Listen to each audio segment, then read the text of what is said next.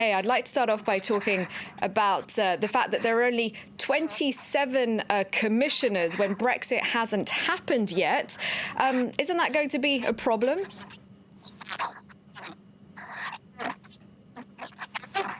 Well, the UK government is obviously playing slightly silly games at this stage.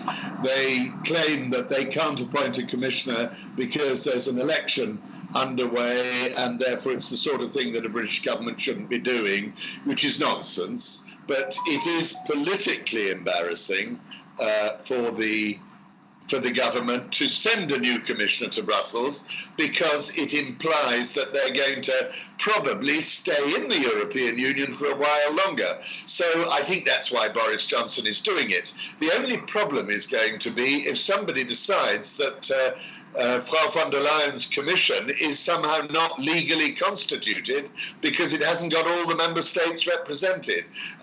They've gone out of their way to try and play it by the rules, and we'll see whether anybody challenges the outcome. Turning our attention now to von der Leyen's goals. I mentioned a couple before, like combating climate change. Is she likely, do you think, to get the support she needs? Because I understand that the majority she got today was wider, more important than Jean-Claude Juncker's before her.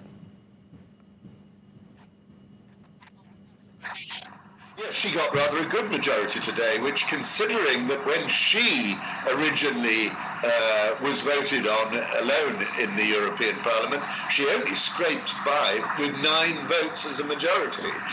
This time she's done much better. Having said that, this is not going to be an easy European Parliament to deal with.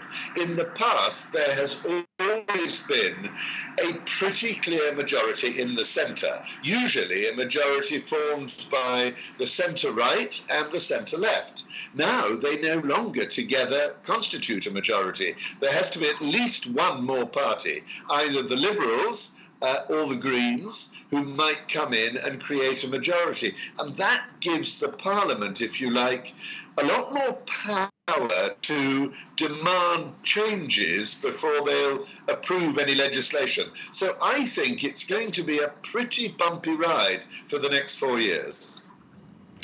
Now, since we're running out of time, I'd just like to loop back round to Brexit. As this new team of commissioners is set to get to work in just a few days from now, would you say that the continent, that these institutions have managed to weather the storm of Brexit well, or not?